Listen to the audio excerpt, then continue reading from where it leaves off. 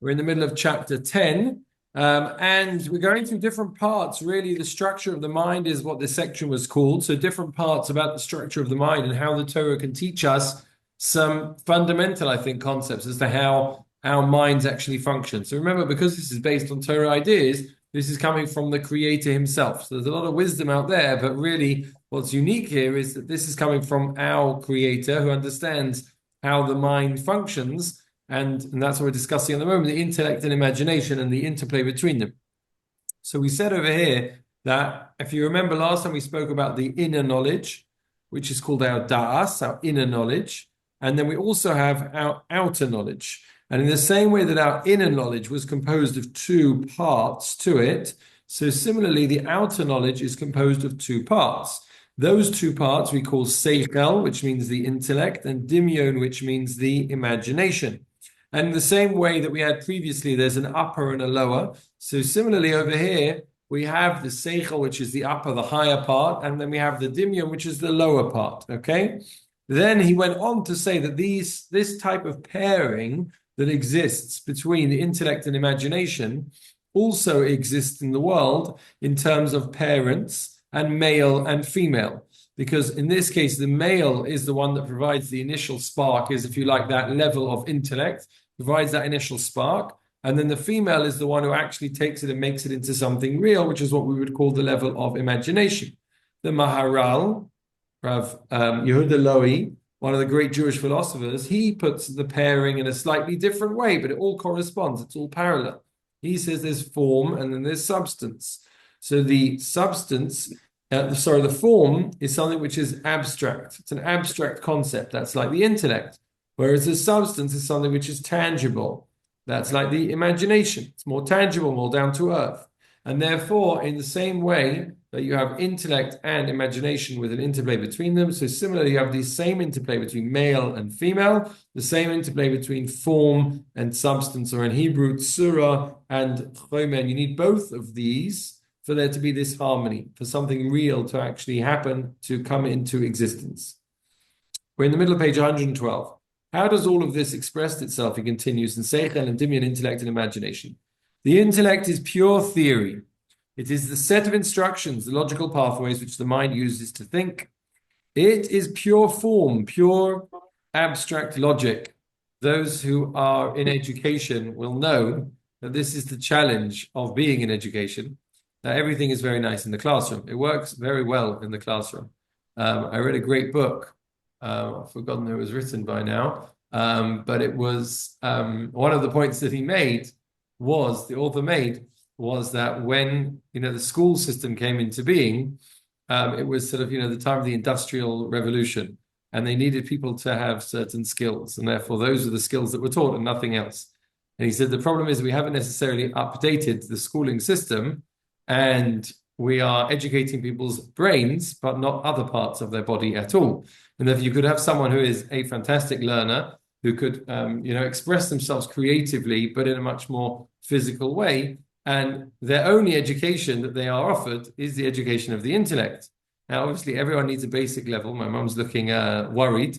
I do believe in education. My kids go to school, but nevertheless, right, we have to admit that a kid who doesn't have that intellect or the ability to sit down or the ability to be tested in the academic structure, within the academic structure that we have, will at school feel like a failure, whereas in real life they may be an absolute success. And there are many examples of such things. So the intellect, he says, is pure logic, but it's often going to be very abstract. The person who gets the A in their A levels may not actually be any good to have in your company because they are very, very clever, very good at abstract logic, but it doesn't mean that they'll actually be good at running a business and interacting with people and all the different things that is required to do that. He continues, the imagination is the set of graphic images which the mind contains and constructs, which provide the substance which thought manipulates, meaning our thought, the abstract logic, nearly always has to work within some sort of reference of reality. I say nearly always because there are, at the highest level where something can work with almost nothing, which is concrete, which is down to earth. Obviously, the better that you get at maths, when you're first doing maths and you're counting your toes and your hands, right? Your hands, that's how you start off with, counting up to 10. Then up to 20, you have to use your toes as well. You get beyond that and you use numbers, because obviously numbers is a little bit more abstract, and you can't do that when you are 3, 4, 5, 6 years old. But once you get older and you do maths A level, you don't use numbers anymore, because numbers, it's impossible to contain within the numbers, and you're mostly using letters, or at least a combination of letters and numbers, right? It's even more a level of abstract. I didn't get past the maths A level stage, so I don't know what's next, but there may well be another stage after that as well. The point is that we have to use something which is rooted in this world. So whether it is the fingers and the toes, or the numbers and the letters, there is something which is rooted in this world. And in many fields, it's got to be much more than that. The imagination. If you're learning history, then of course you're using your imagination. Your geography, etc., your science, you'll be using your imagination plenty, because the abstract logic has to be brought down into this world, and therefore it's the substance, whereas the intellect is the form. If you like, the intellect is the computer program, he continues. The imagination is the specific information which must be given to the computer for the program to run. The intellect is the logic of the mathematical equation. The imagination is the set of numbers which that equation contains. Again, it's bringing it down to earth, and it's making that pure logic into something which can be translated into this world. He continues, intellect has no innate energy. Imagination does. When one leans back in an easy chair and relaxes, intellect does not function. Imagination does. Intellect must be specifically motivated and intended. To develop a logical train of thought, one must intend it and work at it. To experience wild imagination, one has only to still the logical, right? Meaning it's much easier, if you like, to sit down and just let your imagination run wild. And it will often do it, as the phrase goes, run wild by itself. And you'll have people that live in a world which is imaginary, unfortunately. And part of that comes from perhaps a laziness of not wanting to engage their intellect, which requires effort and which requires focused thought. And therefore, what he's saying is that the imagination has its own energy, and will just go by itself. Even more than this, he says, it is extremely difficult to maintain prolonged logical thinking. So meaning to use the intellect. In fact, it's extremely difficult to concentrate on one subject for any length of time. What usually happens, and usually when one least wants it, is that in the middle of a logical thought pattern, some extraneous imagination image swells in the mind, and in a flash, a series of associations takes place, which leaves one dreaming about something so far removed from what one began with that one cannot even remember how one got there. We've all been there before. You're trying to focus on something, and the more that you try to focus on something, then the more other thoughts will enter your mind. If nothing else, this can happen to a person during the Amida. The Amida requires great concentration, right? And as he's going to say, unfortunately, what happens is sometimes the imagination will just sort of pop thoughts into your mind. One has to only, he says, to attempt an intense Shemona Esrei, 18 prayer, central to prayer service, to realize how difficult it is to maintain rigorously logical, productive, and ordered thought. Okay, now you can train yourself to do this. I spoke last week about the fact that, when I went to yeshiva, I learned how to concentrate for a whole hour's talk and not to actually lose the focus and the train of thought during that hour. And you can train yourself to do this more and more. In fact, meditation, a lot of meditation revolves around this, being able to actually just focus, quieten the mind, and not allow all of these different random images from the imagination to bombard you. So a person can train themselves. The reason, he says, for this problem, though, is that intellect is passive. It must be driven. But imagination is full of energy. It runs by itself.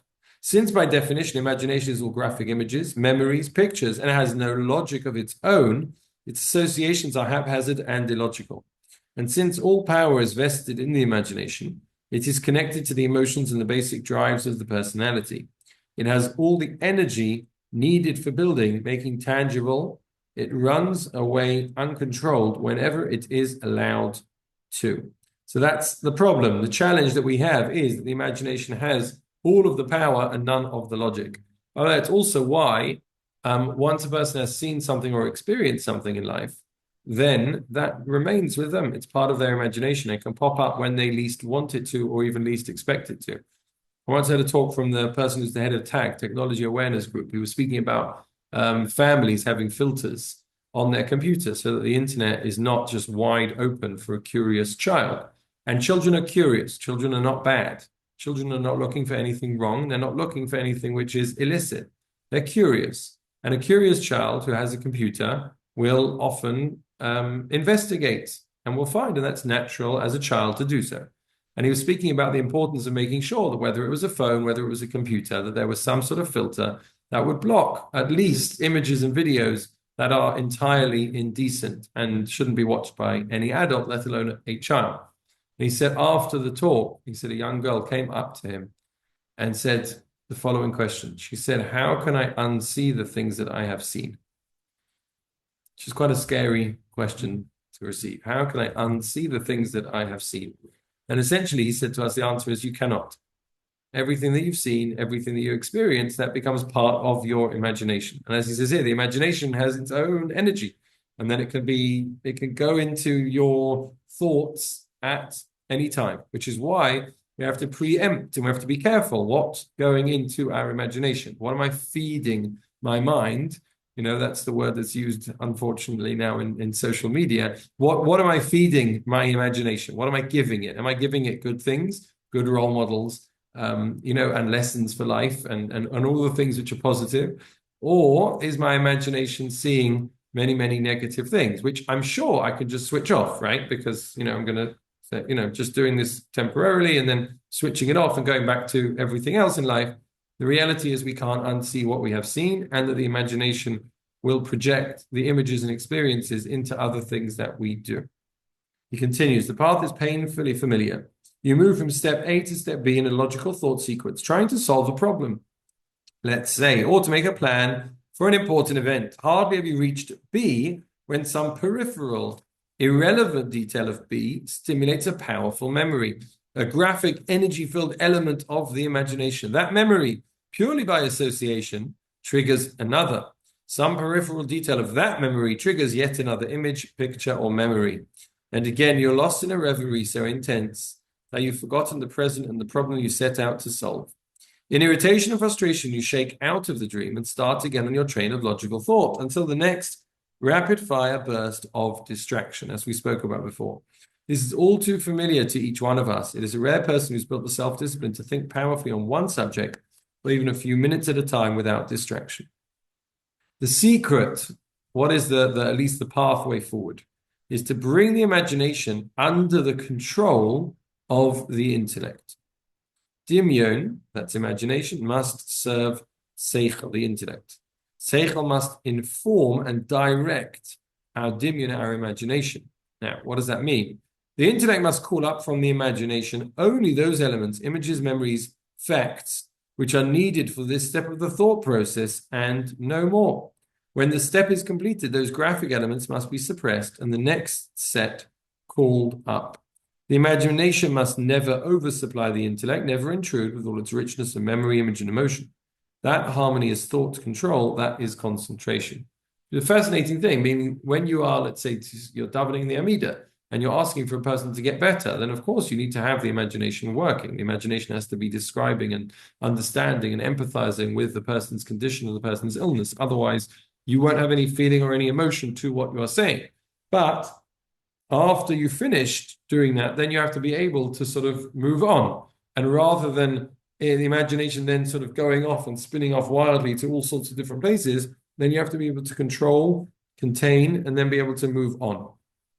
I'm no expert, but I would have thought that the type of things which will induce anxiety in a person, extreme worry about things, is when the imagination is going from one thing to another. It's the child doesn't get back from school, and therefore the imagination says, well, then maybe there's, something terrible happened, and the police car that you can hear out the window, that's the cause of why the child hasn't gone back to school. And before you know it, it's jumped all the way to the kidnapping scene, which you saw at some point in a movie and, or on television in the news or something like that. And again, it's one thing to another.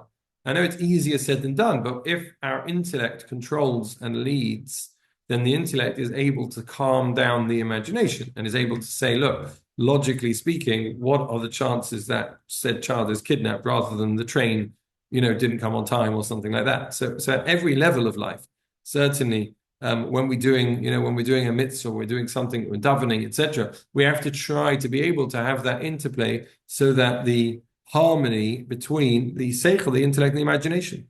He continues, this harmony takes various forms. A great creative artist, for example, will allow free rein to the imagination.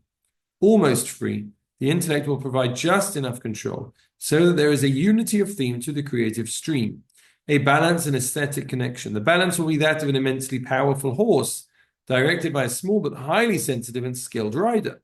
On the other hand, a powerful mathematician will force logic to dominate entirely. Almost entirely. The logic will need facts, figures, numbers to give it just enough tangible form to proceed. So therefore, he also has to have some of the imagination of the real down-to-earth thinking. This is the analysis of thought. Understanding it can be a profoundly significant factor in developing concentration. The goal is a perfect marriage, perfect harmony between the abstract form and the tangible substance, between the abstract root of logic in the mind and the graphic expression of imagination. That harmony of opposites is real beauty. To be clear, everyone is going to have their own harmony as well.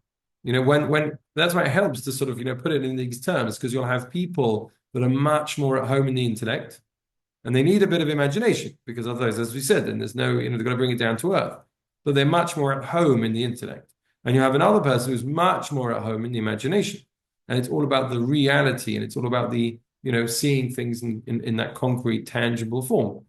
And those two different types of people will see the world from a very different perspective. So it's helpful to understand ourselves.